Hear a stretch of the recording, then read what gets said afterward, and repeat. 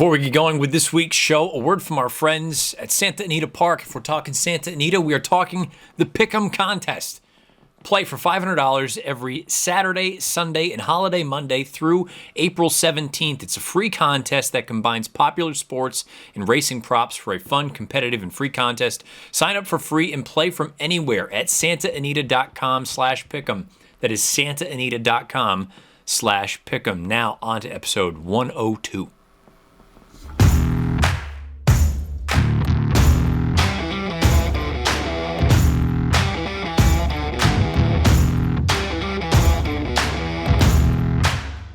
What's happening? Welcome into the Matt Bernier Show, part of the In the Money Media Network. My name is Matt Bernier. You can follow me on Twitter at Bernier_Matt. Today is Monday, February the 7th, 2022. This is episode 102 of the pod. However you listen, thank you for doing so. You can find it anywhere you listen to your pods, for the most part. Apple Podcasts, Spotify, SoundCloud, InTheMoneyPodcast.com.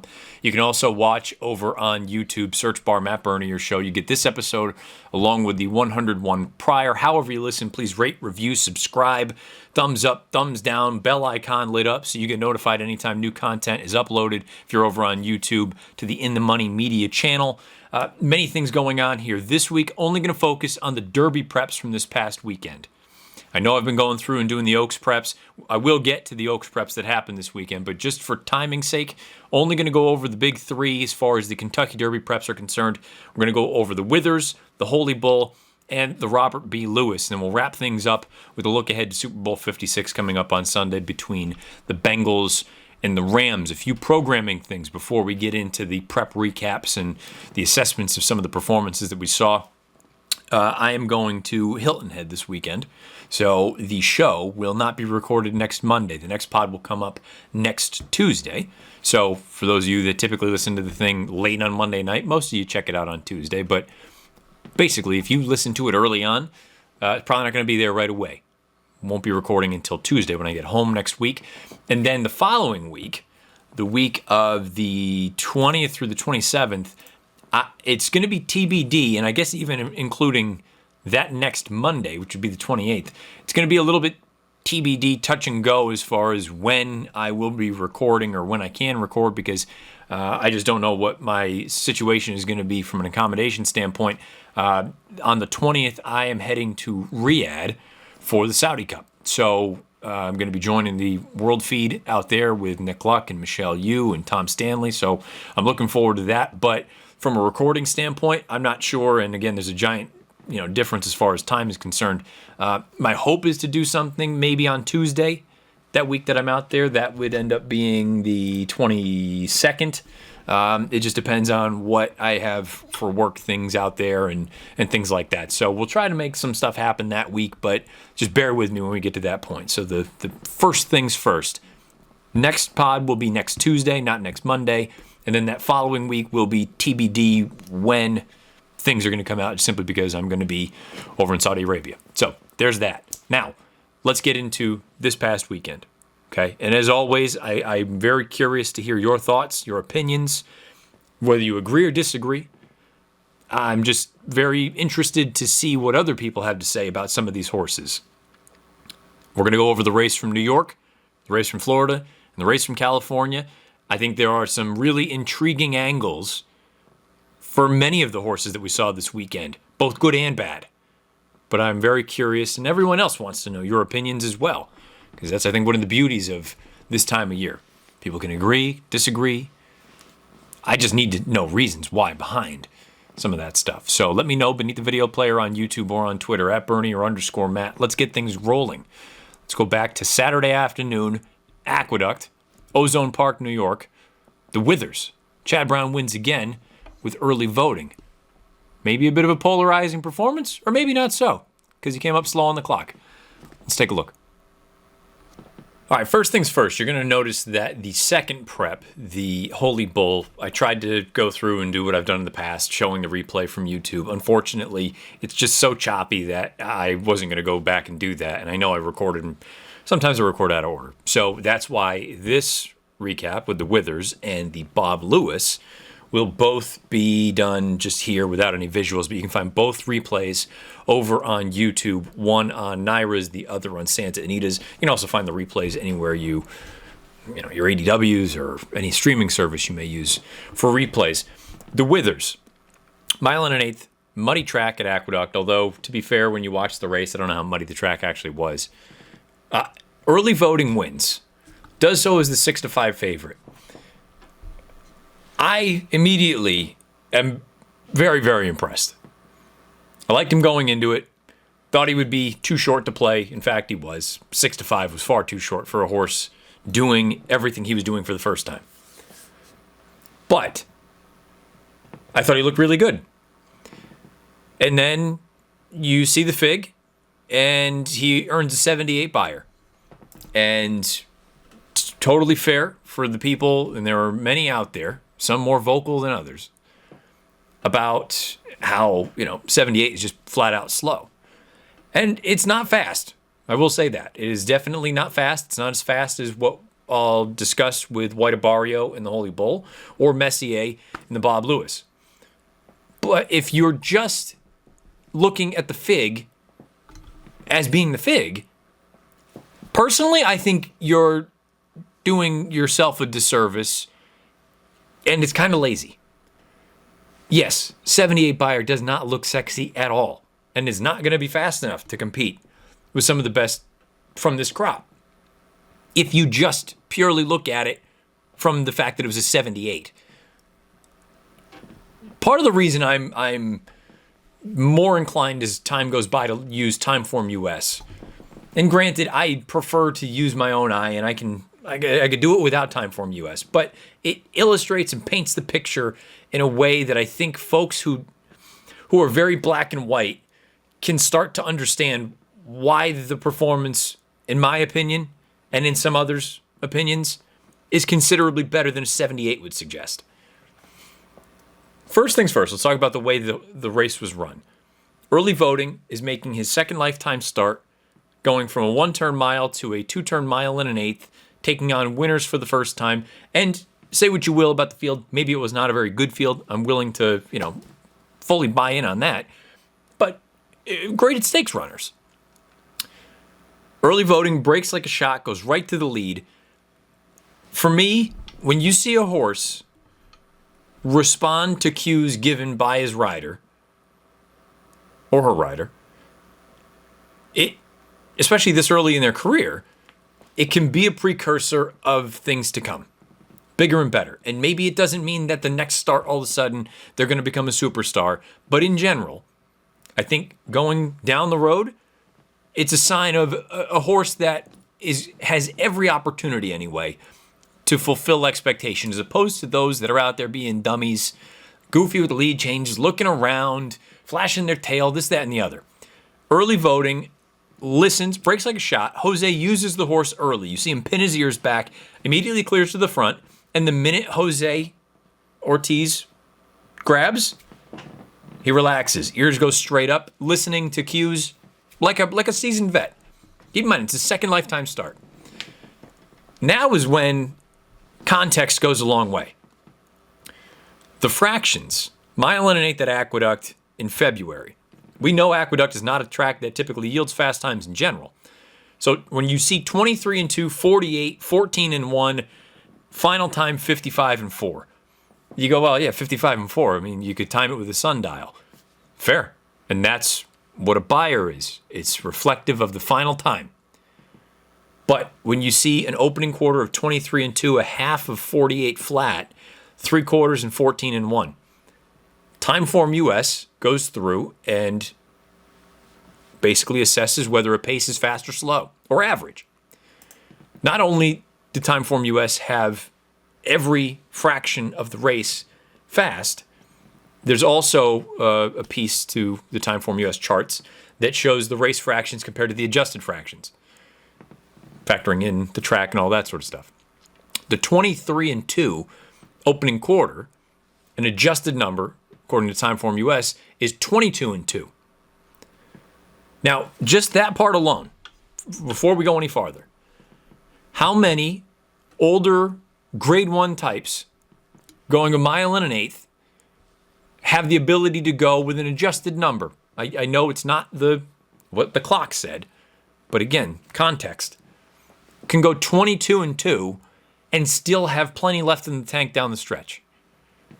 Not many. Food for thought. Half mile is 48 flat. The adjusted time, according to Timeform US, is 45.58, so nearly 45 and 3. For a grade 1 older horse in a race like the Whitney or the Breeders' Cup Classic or any of those kind of races, that would be a very, very fast pace. We're talking about a 3-year-old making his second lifetime start, his first start against winners, stretching out to 2 turns.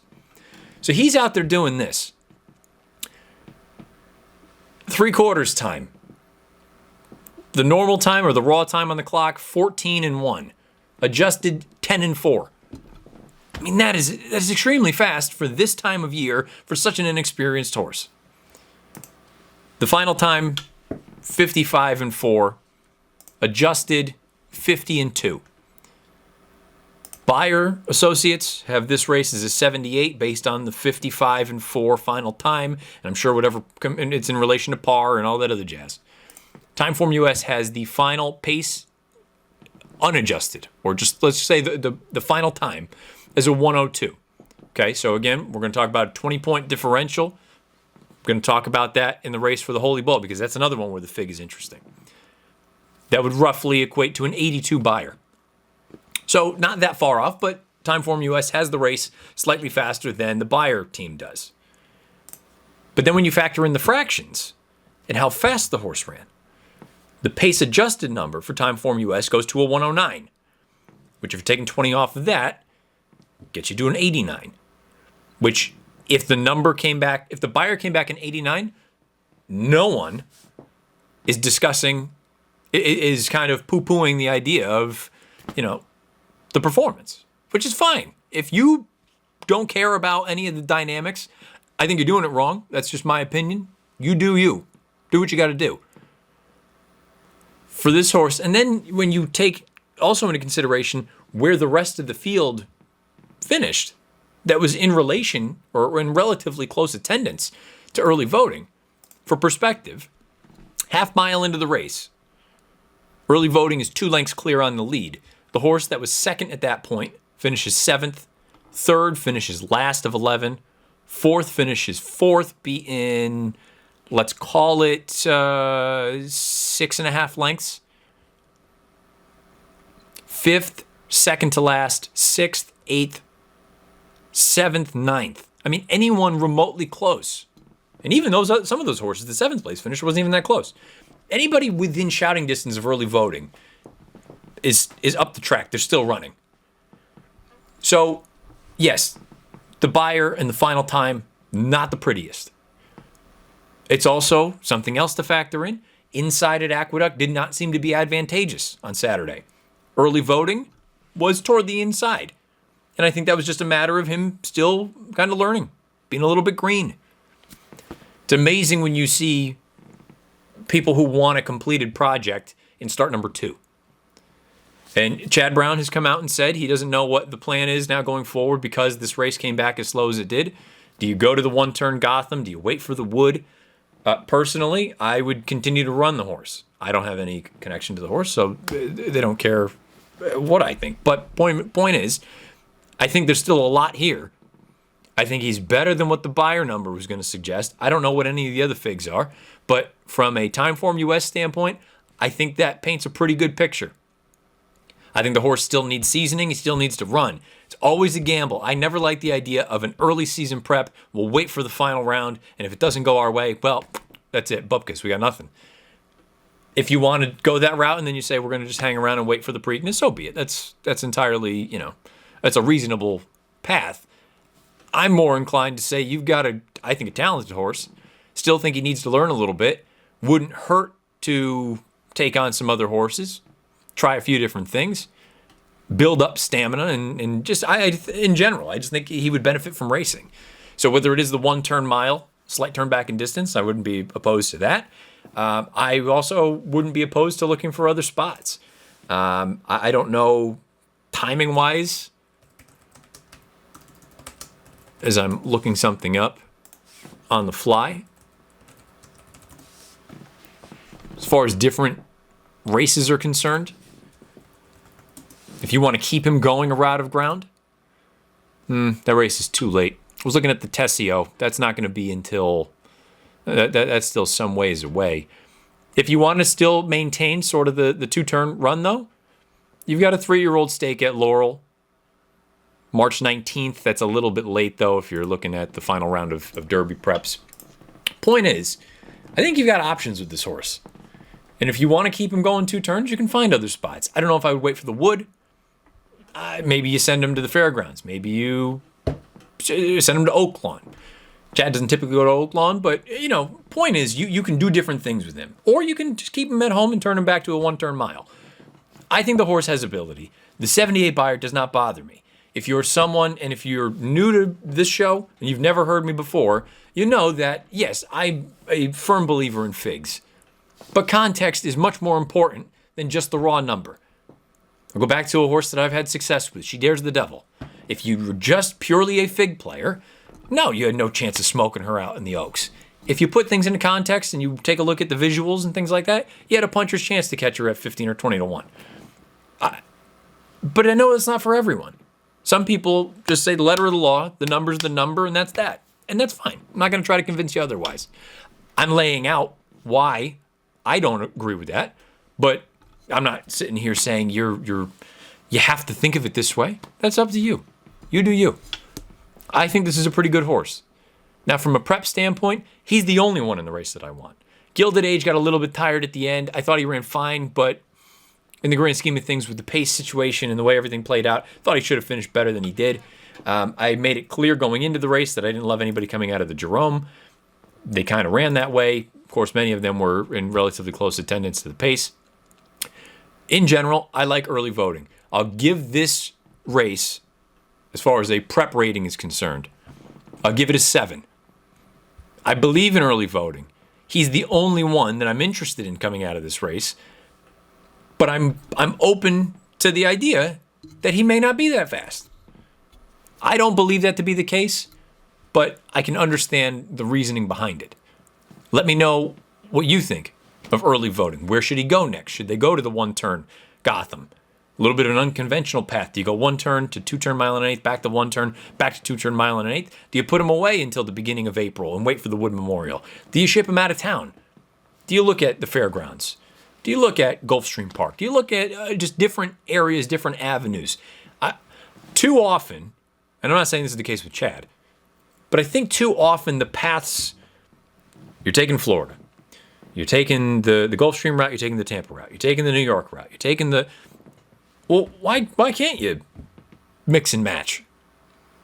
If the timing lines up, what's wrong with saying from here, let's see.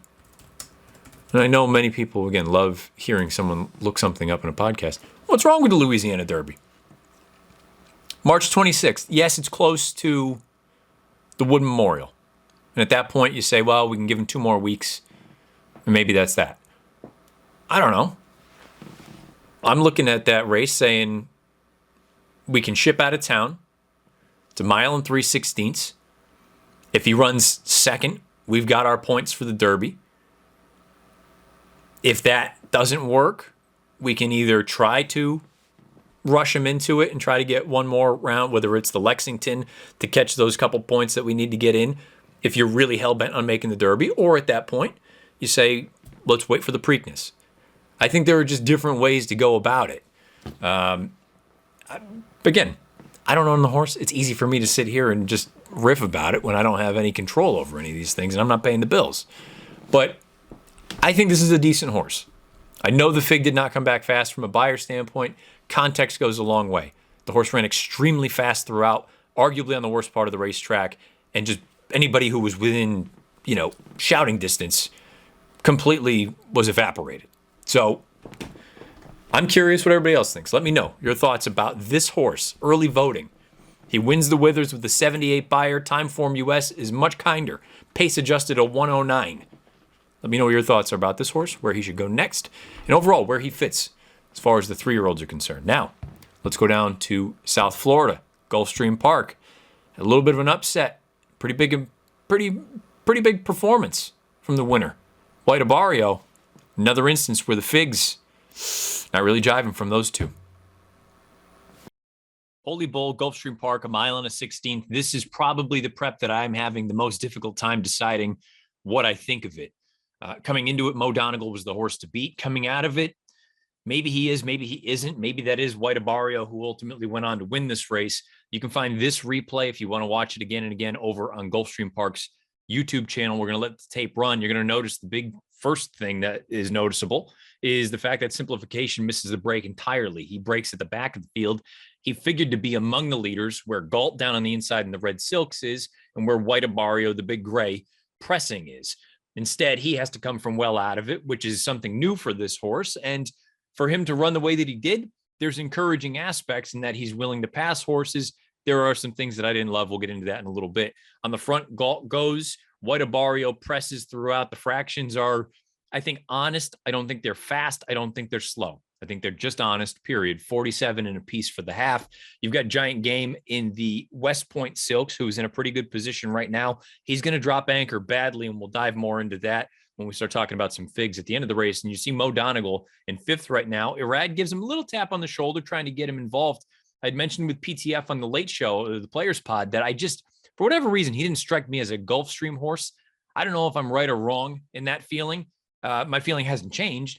But with the way that he runs here, I'm not totally sure that I love him at a track like this. But again, Todd Pletcher knows a hell of a lot more than I do. Simplification's making that big move. He's in the gray silks from the outside. This is a sustained bid, so it's understandable that he gets a little bit tired at the end. He never changes leads. That bothers me a great deal. But again, another thing that we'll dive into when we talk about the figs. Meanwhile, on the front end, White Abarrio is now on the lead. Tyler cuts him loose, and he finishes really, really well. This is a horse that his 3 starts as a 2-year-old, they weren't slow, but they weren't fast. He lived in the 80s, 80, 81. Basically, that was it. You're very quickly going to see Mo Donegal on the outside here just come rolling home late. Again, I'm having a very difficult time deciding what I think of this race as a whole. Let's talk about the figs. White Abarrio wins. He earns 97 Beyer speed figure.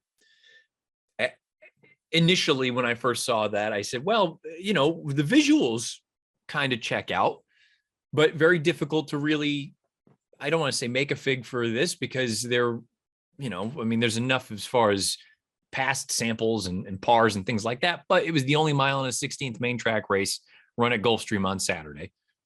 White Abarrio improves his career best fig by 16 points. Now, considering this is his first start since the end of November, that is definitely not out of the realm of possibility. But then when you take a look at the rest of the field, I think there's some question marks.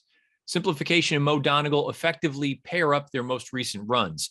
If anything, it's a positive, I think, for Simplification because he had to do something different this time around.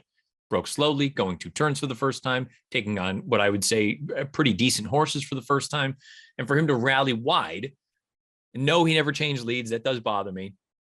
And I'm still not totally convinced that I think he is, you know, of the, I don't want to say upper echelon, but a Kentucky Derby type. There are some positives to pull from it. I start to get a little bit leery when I see the Mo Donegal number that he's paired up his 90s, because that to me visually here in this Holy Bull did not look like, it gets so difficult to say it didn't look like a 90 because that doesn't really make a great deal of sense, but it didn't look particularly fast. It looked like a horse to me that was running in spots, that may not have loved the racetrack, that wanted a lot more ground than the 1 mile and a 16th that he got. And to suggest that he ran something comparable or equaled basically his best race from last year, which was at 1 mile and an 1/8 over a much deeper racetrack in New York. Again, not impossible. First start since the beginning of December. Could just be that natural progression from 2 to 3. But I'm a little dubious. Then you get into Galt. Galt and Spinwheel are the 2 that when I saw the figs, I said, I don't know if I'm totally buying that. Galt is a well-beaten fourth in this race. He finishes, let's call it what, almost 6 lengths behind the winner. Not only does he earn a career best fig, he improves his Beyer 22 points from a 67 to an 89. Yes, he was on the lead. That'll more often than not lend itself to a horse running, an optimal fig. But boy, that's a pretty substantial jump. And then you look at Spin Wheel, who is still, basically still running. Granted, first start since the end of November. He had a career best figure of 65 coming into this race. He earns an 80. The bottom 3 horses in this race, I don't think you can use. Tis the Bomb is a turf horse. They took a shot in the dirt. Good on him. Didn't work. That fig doesn't mean anything to me. Giant Game, the reason I said we're going to get back to him, he dropped anchor. Basically, like he just stopped running on the far turn. And I said, what the hell happened here? I had bet him. I liked him. I thought the price was right. Come to find out, he displaced. I am not a vet, but as far as I know, it makes it very difficult to breathe when they displace. If you'll recall, a number of years ago, something very similar happened in either this race or the Fountain of Youth with Frosted. He displaced. He had a little surgical procedure. He comes back. He wins the Wood Memorial. I'm not giving up on Giant Game just yet. If anything, maybe you're going to get a little dirtied up form. Maybe you get a bumped up price. But, and some people didn't like him coming into this spot. That's fine. I'm not going to try to convince otherwise. But this isn't a fair race to judge him off of. Cajun's Magic, kind of interesting because he's a Florida bred. He ran that 89 when he finished second in one of those stallion races down there back in late September as a 2-year-old. So it was a giant fig then. He more or less runs back to that with an 85. But again, the 2 that stick out to me are Galt and Spin Wheel, improving so dramatically. Mo Donegal equaling his 90 when visually, I mean, if he's earning 90s and he's not loving the track or he doesn't look all that comfortable, I mean, is he a 105 kind of horse? Maybe. I don't know. But White Abarrio looked fantastic, which made it really difficult for me because when I watched his races as a 2-year-old, I said, hey, he's fine. I didn't think he was going to jump up nearly 20 points. Then I look at Timeform US.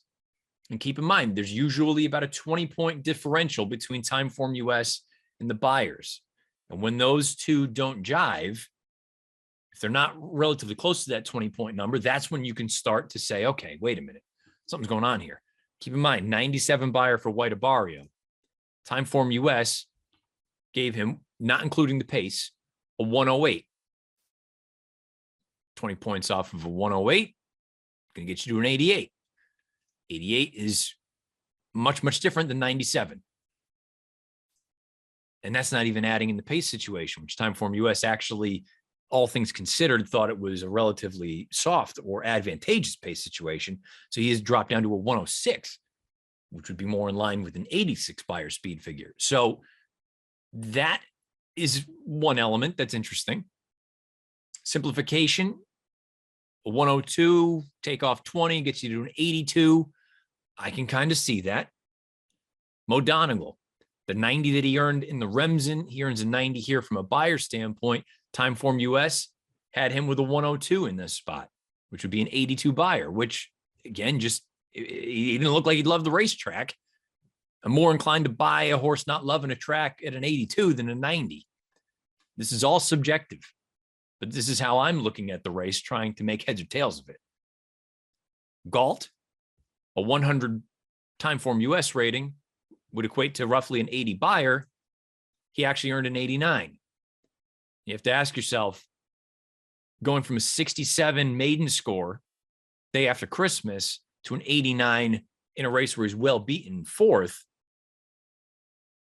is that the more likely scenario? Or is a 67 Beyer breaking his maiden day after Christmas, moving to what Timeform US would effectively call an 80 Beyer speed figure, an improvement of 13 points?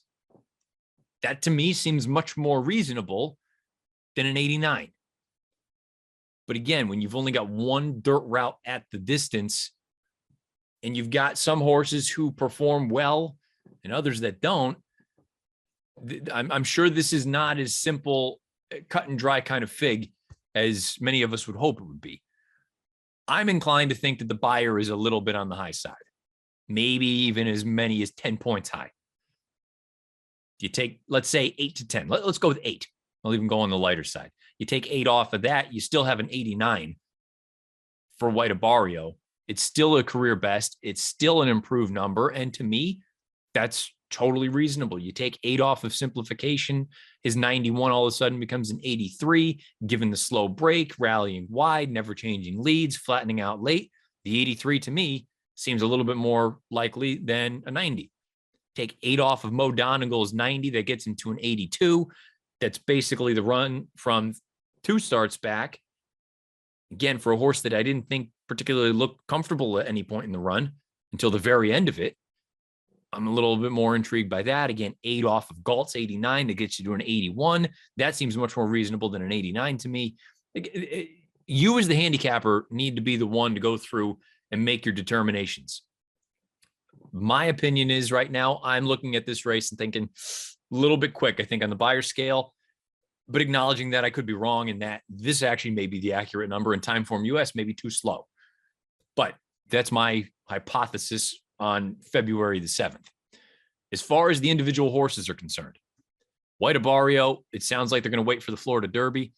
I'm never a fan of that idea of just putting all your eggs into one basket, because if he doesn't run in the top 2 in that race, he's not getting into the Derby, or he's going to be bubble boy if he runs 3rd and then he has 30, 35 points. That's going to be really close. He looked really good. I don't have any knock against the way that he performed. I'm just unsure what, I didn't love him coming into it, and that's part of the problem for me personally. But if the 97 buyer is legit, then yeah, I mean, hell, he's one of the faster 3-year-olds of the crop. If it's closer to an 89 or a 90, then he's fast, but he definitely needs to continue to improve. Simplification, I think I've made it clear. I'm still not totally sold on him as a Triple Crown kind of threat. But this was encouraging. He had to deal with some things for the first time, and I thought, all things considered, he overcame some adversity. Mo Donegal, I'm still high on the horse. I think he's a proper 1.25 mile type. I think he wants more ground, personally, and I don't think they would ever do it, but I shouldn't say that. I would either be looking at a race like, it's going to be too quick for the Risen Star. I'd be looking at the Louisiana Derby or the Wood Memorial, something, one of those 2 races. The Wood, because he's proven himself at Aqueduct, going 1 1/8 miles. The Louisiana Derby, because it's 1 3/16 miles, with the longest stretch, or one of the longest stretches that you're ever going to find. To me, he's the kind of horse that you got to, and again, keeping in mind, Todd is Todd. Todd knows what's going on. He's a Hall of Famer for a reason. He's one of the greatest of all time for a reason. When I watch the horse, my opinion, I want to give him every opportunity to use that stride, to find that top gear. He's not a horse he's not a Ferrari. F-150 would be unkind, but he's like a stock car. He's not a Formula One car. He's a stock car where you really got to run through the gears, as opposed to, although maybe this new car that NASCAR has is a little bit different, but as opposed to a Ferrari, as opposed to a Formula One car where it's genuinely bing, bing, bing, bing, bing, right through the gears.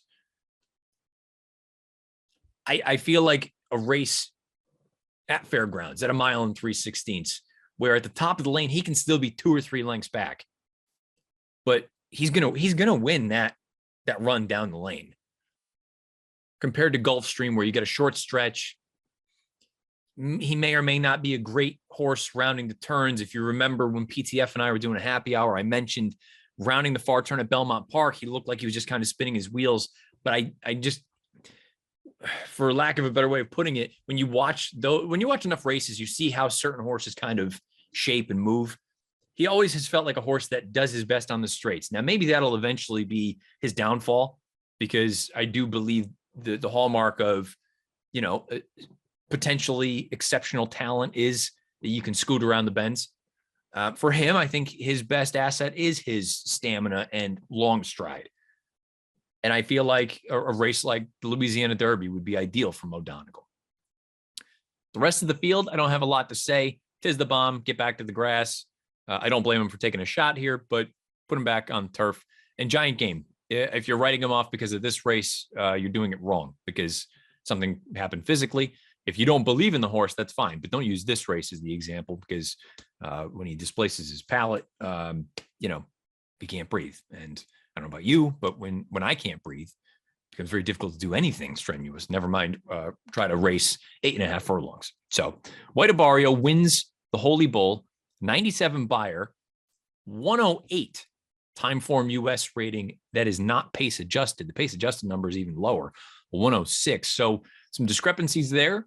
Let me know what your thoughts are about the figs, about visuals, things like that from this Kentucky Derby prep race at Gulfstream. Now let's go to the fastest Derby prep of the season so far on Sunday, the Bob Lewis from Santa Anita Park. I realize I didn't give a prep rating for the Holy Bull. I'm going to call it a 7 because there's a real chance that it was a breakout performance for White Abarrio and all the other things that I laid out. Maybe my feelings on certain things are incorrect, but I also don't want to go all in on certain numbers that I don't know that I fully buy into. Therefore, I'm only going to give it a 7.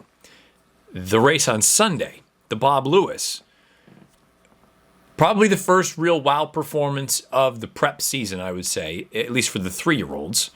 Messier wins for Baffert, earns a 127 time form US rating and a 103 buyer speed figure. He wins, final margin is 15 lengths beneath John Velasquez. I said it on the late show, the late week show for the Players Pod, that I just didn't think Messier was very good. And please keep in mind too, and when I tweeted it after the race on Sunday, it's all relatively speaking. I mean, obviously the horse is talented and he can run fast, but in relation to his contemporaries, and meaning Derby prospects, I just didn't think he was really all that good. He had run 3 consecutive low to mid 80 buyers. Baffert had continued to go back and forth with the equipment. Blinkers off, blinkers back on, blinkers off again in this spot.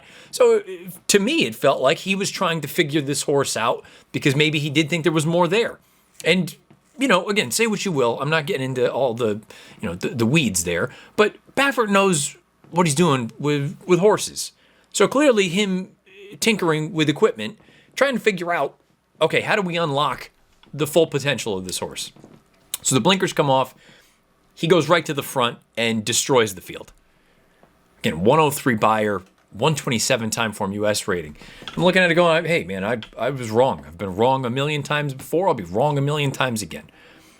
And I still was wrong, but the only thing that I'm going to throw out there for caution with this race, because visually he looked great, professional, drew off. I mean, he looked like a good thing. You go through and look at all the charts and you watch the replays. Santa Anita on Sunday, I've said it before, I'll say it again. From a running style standpoint, the track profile, 2 turns on dirt. You need to be on or near the early lead to truly have a chance to win. Sunday was even a greater exception because you couldn't do anything unless you were on the lead. All of the dirt races on Sunday. I'm going to go back, starting with race 2. 6 furlong maiden claimers. Not a good group, but not a bad group. I mean, maiden claimers, $100,000.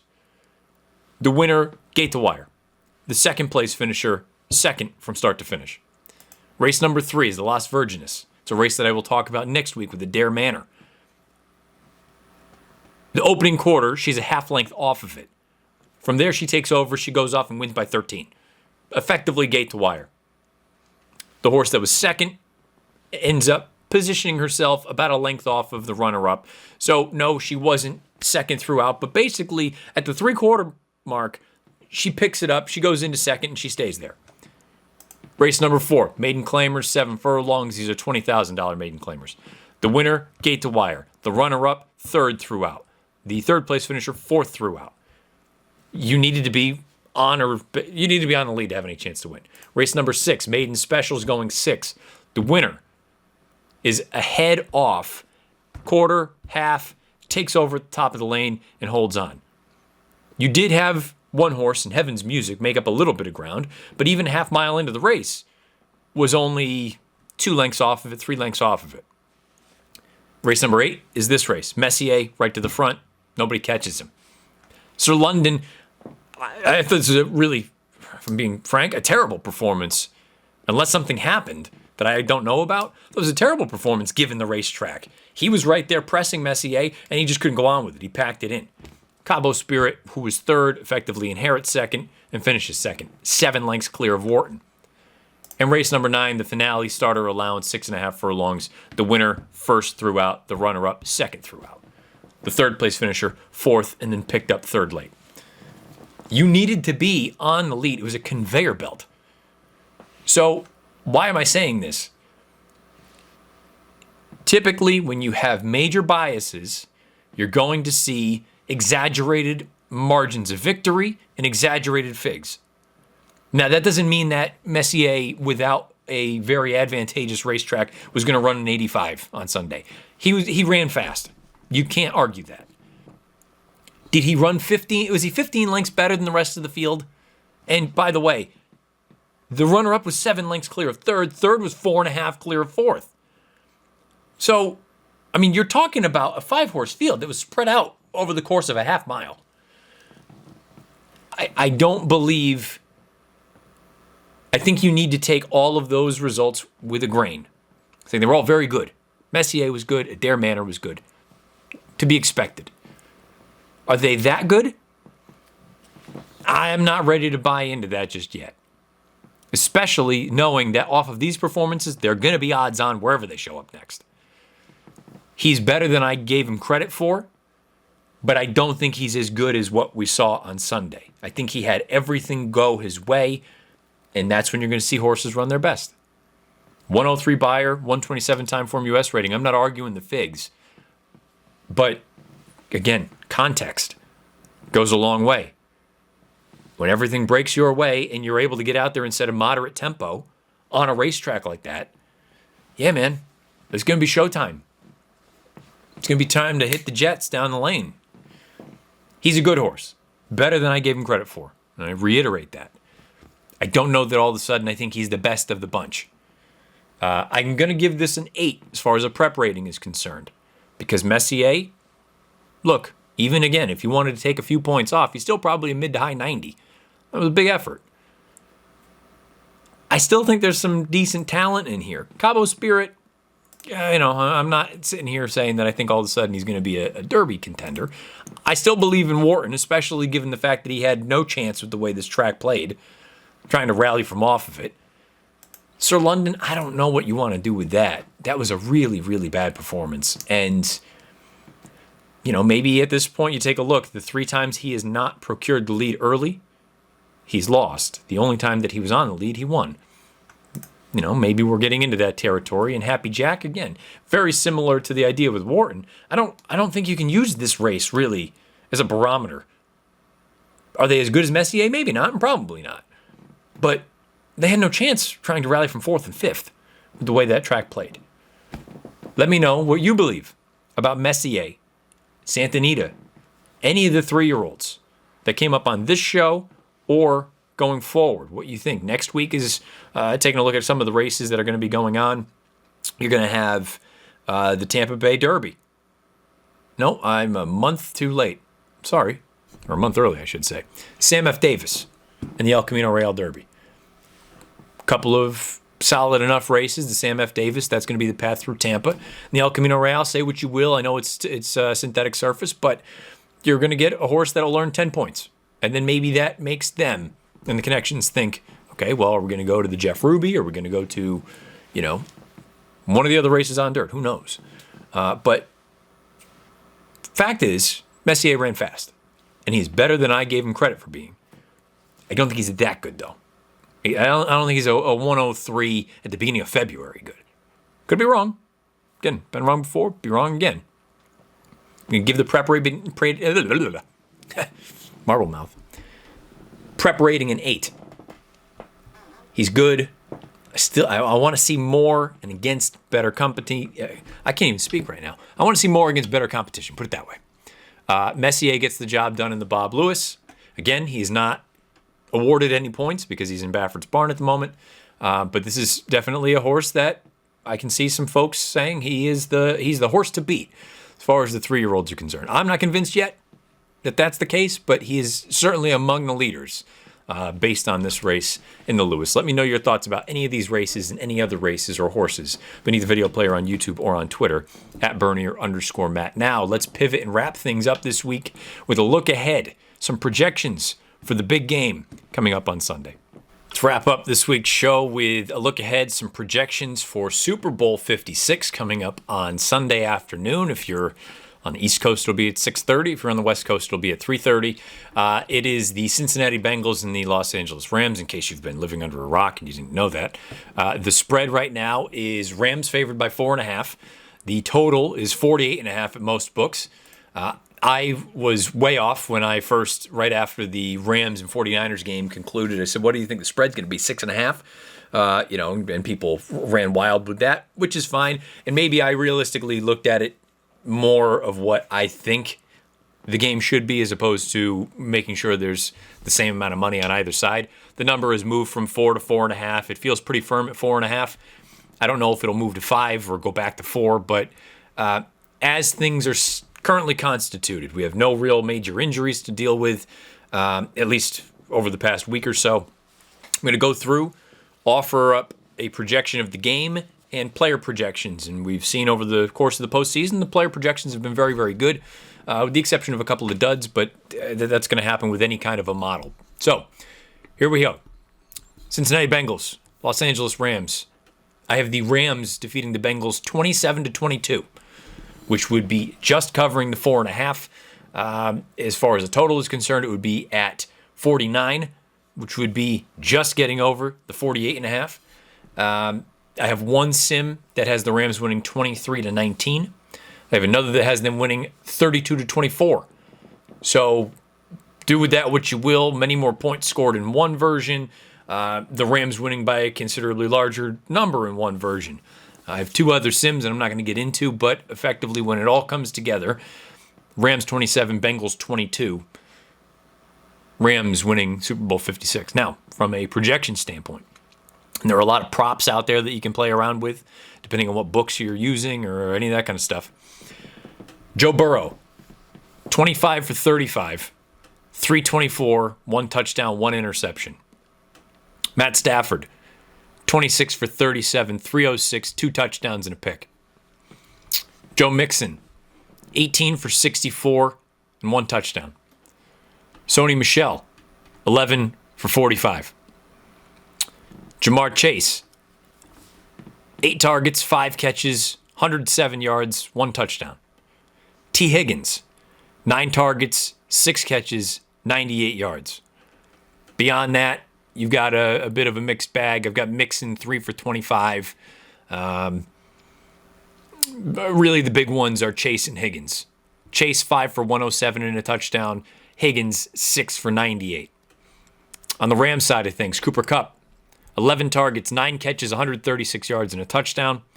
Van Jefferson, 3 catches for 56. Higbee, I believe he's playing. Could be wrong. If he does, 4 for 44. That's about it. The kickers, I don't have anybody missing anything. There are some fun props out there with those sort of things. But those are the big numbers, the big projections anyway. Burrow, 25 for 35, 324, a touchdown and a pick. Stafford, 26 for 37, 306, 2 touchdowns and a pick. Rushing, nothing substantial other than Mixon with a touchdown, 18 for 64. Sony Michel, 11 for 45. And again, the big receivers to keep an eye on. Chase, 5 for 107 and a touchdown. Higgins, 6 for 98. And Cooper Kupp, 9 for 136 and a touchdown. The Rams winning the Super Bowl 27-22. Going over 48.5 and covering 4.5, but barely on both sides. Let me know what your projections are or your prediction for Super Bowl 56 are beneath the video player on YouTube or on Twitter at Bernier_Matt. Matt, as I said about all the programming over the next few weeks, you can go back to the top of the show and listen to that. Thank you for listening, however you're doing so, whether it's Apple Podcasts, Spotify, SoundCloud, InTheMoneyPodcast.com, or over on YouTube, search bar Matt Bernier Show. You get this episode along with 101 prior. Until next week, which will be next Tuesday, best of luck however you play, whatever you play, wherever you play. Enjoy the Super Bowl. This has been episode 102 of The Matt Bernier Show.